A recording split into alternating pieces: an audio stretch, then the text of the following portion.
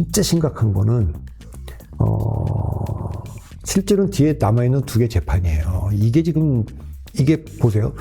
4개가 병합되어 있는 사건에 백현동의 그 김인섭 씨는 지금 2심에서 5년형을 받은 상태고, 예. 대북송금 사건의 이하영 부지사는 지금 9년을 넘는 형을 받아놓은 상태예요. 예. 그리고 이제 김만배 씨가 지금 재판 중이잖아요. 대장동 사건. 근데 이분들은 이재명 대표의 정책 미래에 판돈을 다 건 거예요. 그러니까 거기서 잘 되면 자기들이 이제 또 살아날 가능성도 있다 이렇게 봤는데, 이번 1심 판결을 보면서 이건 정말 너무 어렵겠다. 그분들 지금 계속 재판받고 있기 때문에 누구보다 이 법원의 분위기라든가 이 판결문 내용을 보면 딱 읽히는데, 그렇게 되면 그야말로 그분들은 김만배 또 뭐 이화영 이런 분들은 이제 양형을 다퉈야 되잖아요. 그러면은 입이 열릴 가능성, 지금까지 해왔던 그 스탠스를 버리고 전환할 수 있죠. 전환할 수 있죠. 왜? 그것이 형량을 낮추는.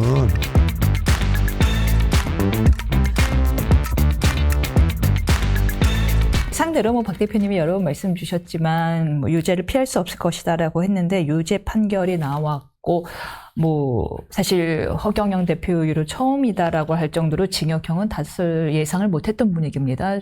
어떻게 좀 예상을 하셨는지요? 징역형까지는 예상을 못했고, 네.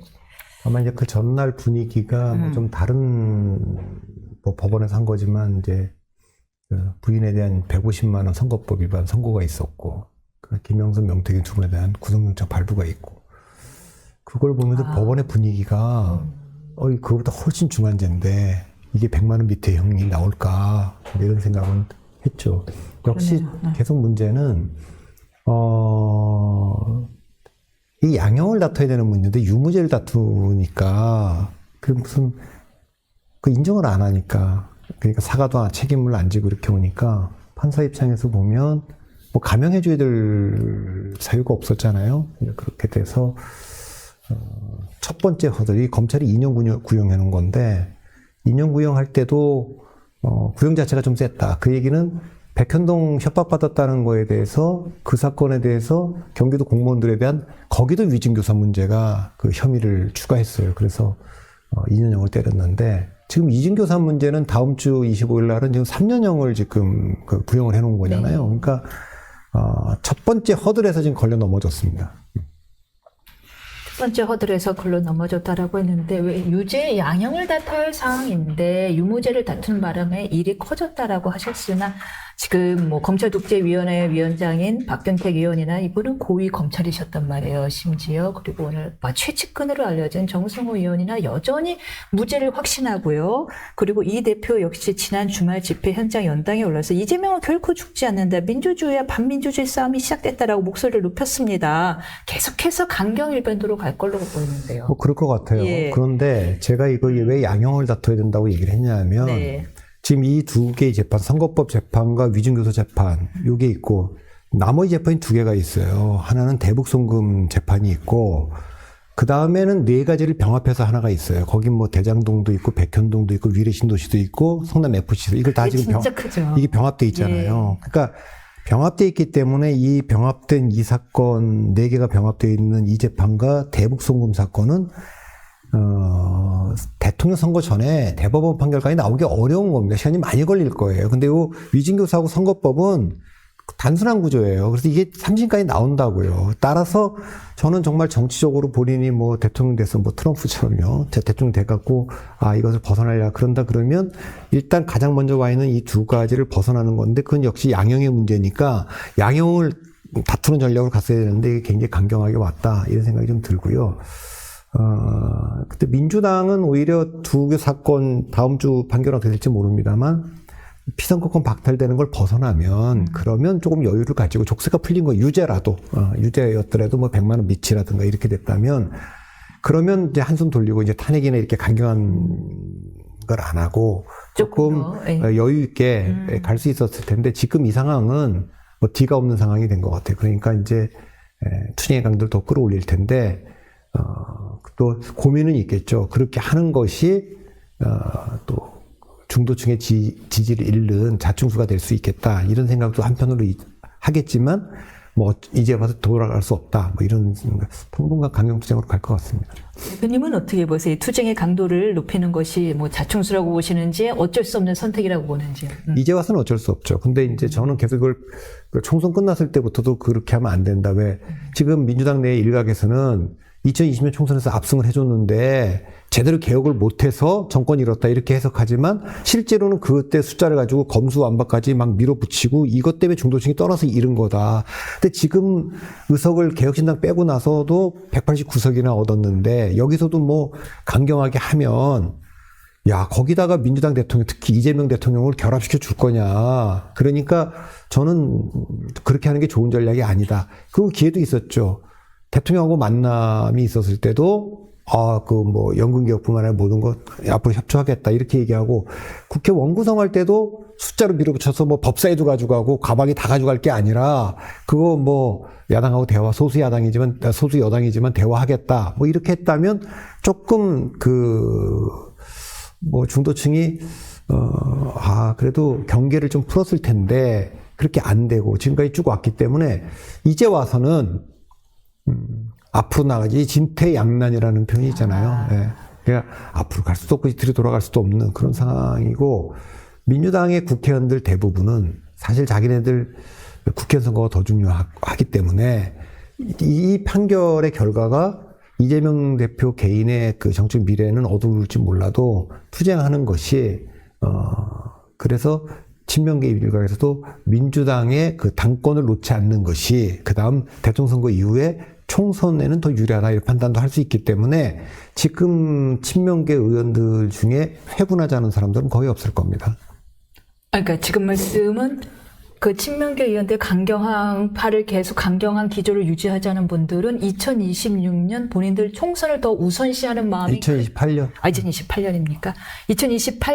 지금 올해 2024년이었죠? 죄송합니다.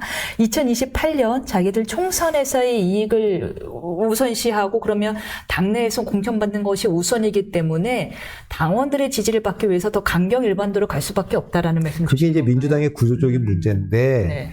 그러니까 민주당에서 이재명 대표가 정말 낙마하는 일이 온다면 대법원까지 가서 그렇게 되면 지금 뭐 소위 말하면 뭐 김동연이 삼김이라고 얘기하는 우리가 뭐 김동연, 김부겸, 김경수 이런 분들 뭐 비명도 있고 반명도 있고 뭐 그럴지 모르겠는데 그분들에게 기회가 있겠냐 이런 예측들이 있는데 아마 지금 저 당은 그 이재명 대표 1급 체제로 돼 있고 친명이 완전히 장악을 한 상황이어서 그분들의 선택은 비주류에게 뭐 대통령 후보를 넘겨줘서 정권 찾아오는 대선 해볼 가능성보다는 자기들 후보, 친명 후보를 찾아내고 그 사람을 내고 그렇게 하려는 이유의 그 본심은 중요한 건 대통령 선거 그렇게 해서 우리가 내는 후보를 이기는 것도 중요하지만 설사 안 되더라도 민주당의 당권은 친명이 지고 가야 다음 공천에서 대리 공천받고 국회 선거 출마할 수 있다. 이게 더 우선 고려 조건이라고 봐요. 그래서 그렇다고 본다면 이 그 강경한 지층들의 요구에 어필하는 그 강경한 방향을 틀지는 않고 그 방향을 계속 갈 거다 이렇게 보죠. 한편 그래서 지금 민주당은 이번 기소와 재판을 이렇게 노무현 전 대통령까지 소환하면서 핍박받는 야당 대표 프레임을 갖고 왔는데 이게 중도층의 마음을 좀 흔들 수가 있을까요? 저는 쉽지 않을 거라고 그렇습니다. 봅니다. 예, 그래서 지금 이게 그 탄핵의 열기가 붙지 않는 것도 결국 이거 지금까지 민주당이 3년 넘게 지금 짜놓은 그러니까 이거는 없는 죄를 만들어서 검찰이 뒤집어 씌운 거다. 예, 옛날 군사정권 때 뭐 고문해갖고 없는 것도 만든 거 아니냐. 똑같이 지금 이거는 검찰이 없는 죄를 뒤집어 씌워갖고 지금 한 거다. 그런 식의 얘기를 지금 하고 있거든요. 그러니까 근데 그것이 지금 법원에 의해서 첫 번째 판결에서부터 무너졌기 때문에 그것도 그 판결문을 보면 검찰의 그 내용을 공소 내용을 거의 다 받아들인 겁니다. 그러니까 그 앞에 김문기와 관련된 얘기는 사실은 조금 뭐 이렇게 뭐 사람을 안다는 것에 대한 문제라든가 이런 게 있지만 전체적으로 보면 거의 그것도 허위 사실로는 보고 다만 그걸 허위 사실 공표로 뭐 이렇게 볼 거냐 이런 문제가 있고 그런데 전체적으로 방어를 처했던 논리가 다 무너졌기 때문에 민주당은 험로가 물론 그렇다고 해서 다음 대통령 선거가 어떻게 될 거냐 한 얘기하는 건 지금 이른 감이 있고요.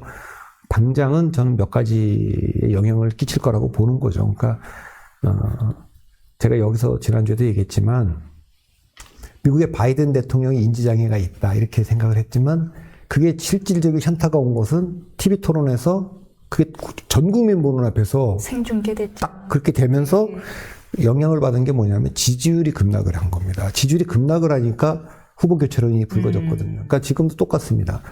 이 판결 내용과 이 형량을 보고 야 민주당 지지자들 중에서도 야 이거는 뒤집기가 어렵겠고 그리고 야 이건 진짜 이재명으로는 어렵게 되는 걸 지금까지 했던 것들이 다 거짓이라고 드러나면 이거 어렵지 않겠냐.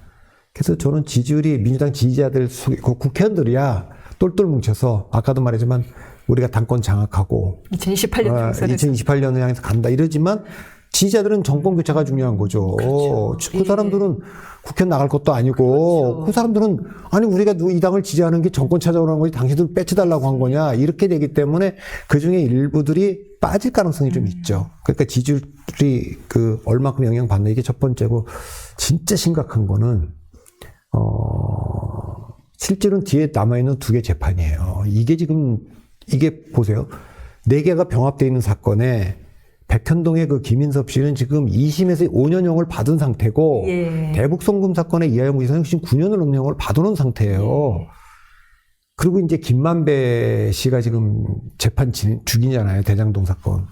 근데 이분들은 이재명 대표의 정책 미래에 판돈을 다 건 거예요. 그러니까 거기서 잘 되면 자기들이 이제 또 살아날 가능성도 있다 이렇게 봤는데 이번 1심 판결을 보면서 이건 정말 너무 어렵겠다. 그분들 지금 계속 재판받고 있기 때문에 누구보다 이 법원의 분위기라든가 이 판결문 내용을 보면 딱 읽히는데 그렇게 되면 그야말로 그분들은 김만배 또 뭐 이화영 이런 분들은 이제 양형을 다퉈야 되잖아요. 그러면은 입이 열릴 가능성 지금까지 해왔던 그 스탠스를 버리고 전환할 수 있죠. 전환할 수 있죠. 왜? 그것이 형량을 낮추는 지금 그렇게 지금 나온 분은 지금 그 대장동의 유동규 씨밖에 없잖아요. 현재까지는. 근데 뭐 유동규뿐만 아니라 뭐 나머지 이제 김만배하고 이화영 두 입이 특히 이화영 씨는 지금 본인이 책임진 걸로 돼 있어 갖고 지금 다 한 걸로 돼 있어 9년을 받았잖아요. 그분들이 스탠스를 전환하게 된다면 정말 이재명 대표 입장에서는 무시무시하겠는데. 그거는 이화영 지사는 뭐 작년에 보면 오락가락했잖아요. 그래갖고 뭐 그러다가 뭐 검찰의 회유 때문이었다. 최종적으로는 지금 돌아가서 그 이재명 대표의 정책 미래에 판도를 다 걸었지만 네.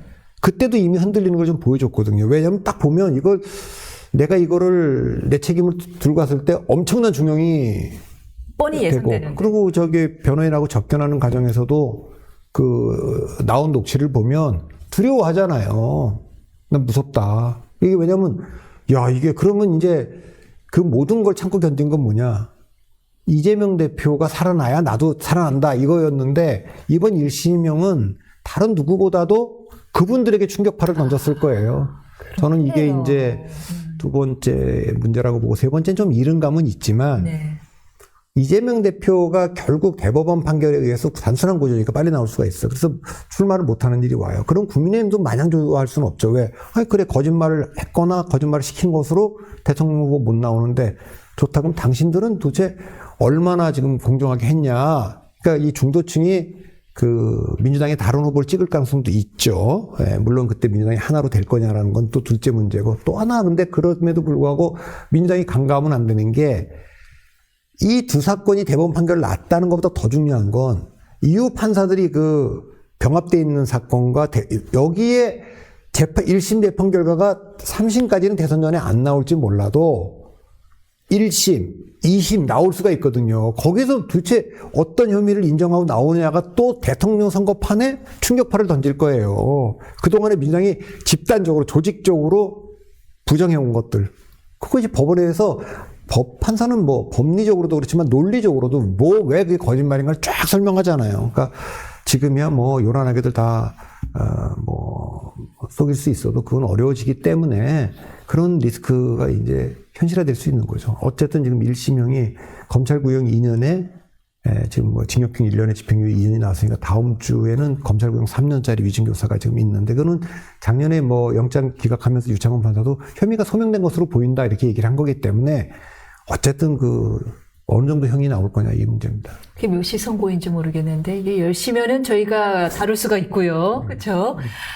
지금 대표님 말씀을 들으면서 왜 대표님 말씀은 다른 사람들 얘기보다 유독 더 깊게 재밌게 느껴지나라고 했더니 미처 생각하지 못한 이야기를 겹겹이 이야기, 입체적인 이야기까지 해주시는 거예요. 그러니까 이재명 대표가 충격받았을 이야기뿐만 아니라 그 이면에 김만배 이하영. 이화영 그분들도 감옥에서 충격받고 있을 거다라는 얘기를 들으니까 무슨 영화 시나리오를 보는 듯도 하고요. 맞다. 김만배 씨나 이런 분들은 지난 대통령 선거 전야에 벌어졌던 지금 이제 뭐 언론 보도 이런 것까지도 그때도 보면 거의 올인한 상태잖아요. 이게 이제 그런 상태이기 때문에 예. 그리고 대장동 사건은 428억이라고 하는 약정된 돈의 향배, 그 돈의 주인 누구냐 이제 건데 이게 일단 지금까지 드러난 거 보면 건너가 있지는 않기 때문에 뭐 유동규 본부장 정도까지 가 있든지 아니면 뭐 이재명 대표 이게 안 건너갔기 때문에 현재는 이게 뇌물 사건이 아니고 지금 배임으로 지금 돼 있는 거 아닙니까? 그런 것들이 앞으로는 또 어떻게 변할지 모르기 때문에 이게 뭐 배임이 아니고요. 뇌물이 되면 이제 그런 거가 앞으로 또 있을 수가 있기 때문에 그건 좀 봐야 될 것 같습니다. 봐야 된다. 정말 여러 가지 말씀을 주셨었는데요. 조금 전에 그 말씀 들어볼까요? 이제 결국에는 지지율이 빠지게 될 경우에는 민주당의 당원들, 지지자들이 변할 수밖에 없을 것이다. 다른 선택을 강구할 수밖에 없을 것이다라는 이야기를 주셨습니다. 이 지금 뭐 일극 체제 하에서 의원들은 다른 스탠스를 취할 것 같지 않고 그럼 민주당이 다른 작전을 취하게 될 어떤 계기는 변환점은 그 지지율이 될 거란 말씀이신 거네요. 그렇죠. 그러니까 바이든 대통령도 다 우려는 있었고 결과적으로 보면 너무 늦게 후보 교체가 된 거지만 그러나 뭐 출마 의지를 계속 밝히고 있고 현직 대통령이고 그러니까 얘기를 못 하다가 TV 토론에서 인지장애가 딱 드러나고 지지율이 떨어지니까 낸시 펠로시 당의 아주 실력자죠. 그분이 이제 총대를 메고 그다음에 마지막으로 결정타는 버락 오바마가 결정타를 매겼는데 지금 와서도 보면 바이든이 일찍 불출마 선언을 했었어야 된다. 그래서 해리스가 아니라 카멜라 해리스 후보군 중에 하나였겠지만 어쨌든 미국의 지금 분위기를 보면 그런 정치 PC주의보다는 어쨌든 중도층을 잡을 수 있는 쪽에 후보를 냈다면 그럼 뭐 여러 가지 달라질 수 있지 않았느냐, 뭐 이런 것도 이제 나오는 거죠. 그래서